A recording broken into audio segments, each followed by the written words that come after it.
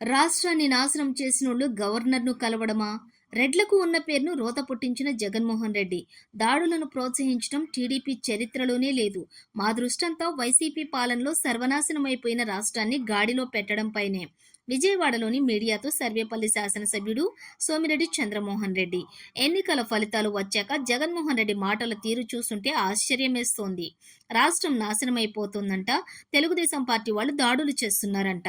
ప్రజావేదిక కూల్చివేతతో మొదలుపెట్టి రాష్ట్రాన్ని సర్వనాశనం చేసిందే జగన్మోహన్ రెడ్డి. అన్నపూర్ణ లాంటి ఆంధ్రప్రదేశ్ను విధ్వంసాలతో అరాచక ఆంధ్రప్రదేశ్గా మార్చేశారు. కీలక శాఖలను మూతవేయడంతో పాటుగా వ్యవస్థలను సైతం నాశనం చేశారు. అంతా చేసి ఇప్పుడు మళ్లీ బీద ఏడుపులు ఏడుస్తుండడం విడ్డూరంగా ఉంది. వైనాట్ 175 అని జగన్మోహన్ రెడ్డి బీరాలు పలుకుతుంటే ప్రజలు మాత్రం వైనాట్ 164 అంటూ మా కూటమిని గెలిపించి ఆయనకు బుద్ధి చెప్పారు. ప్రభుత్వం ఏర్పాటు చేయడానికి సిద్ధంగా ఉన్నామని చెప్పేందుకు గవర్నర్ దగ్గరకు మేము వెళ్లాల్సిన సమయంలో వైసీపీ నేతలను పంపడం జగన్మోహన్ రెడ్డి రివర్స్ విధానంలో భాగమేమో. మొన్నటి వరకు రాష్ట్రాన్ని సర్వనాశనం చేసిన బ్యాచ్ గవర్నర్ను కలవడమేంటి, కాపాడమని కోరడమేంటి?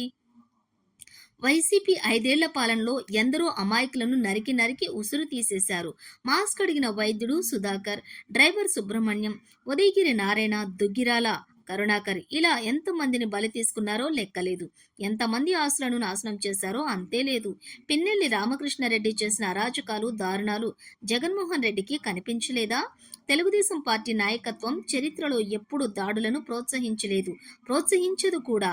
వైసీపీ పాలనలోని ఆ 4 రెడ్లు మంత్రులు సలహాదారులుగా దోచుకు తినడమే పనిగా పెట్టుకున్న రెడ్లకున్నటువంటి గౌరవాన్ని పోగొట్టారు.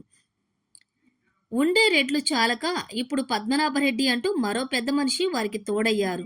ప్రజలు మమ్మల్ని భారీ మెజారిటీ ఇచ్చి గెలిపించారు. వారి నమ్మకాలను నిలబెడుతూ జగన్మోహన్ రెడ్డి నాశనం చేసిన రాష్ట్రాన్ని ఎలా గాడిలో పెట్టాలో చూస్తున్నాం. ఆర్థికంగా రాష్ట్రం కుదేలైపోయింది.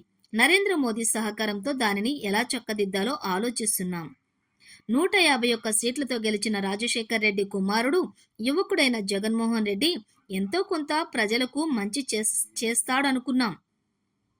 కానీ ఎంత రోత పుట్టించి ఆ 2 అక్షరాలను భ్రష్టు పట్టిస్తాడని ఊహించలేదు.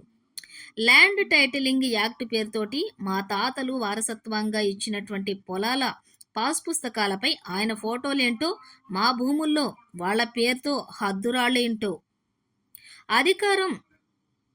అధికారం వస్తుంటుంది, పోతూ ఉంటుంది. కానీ రాష్ట్రాన్ని ఇంతగా భ్రష్టు పట్టించిన రెడ్డి మరొకరు లేరు.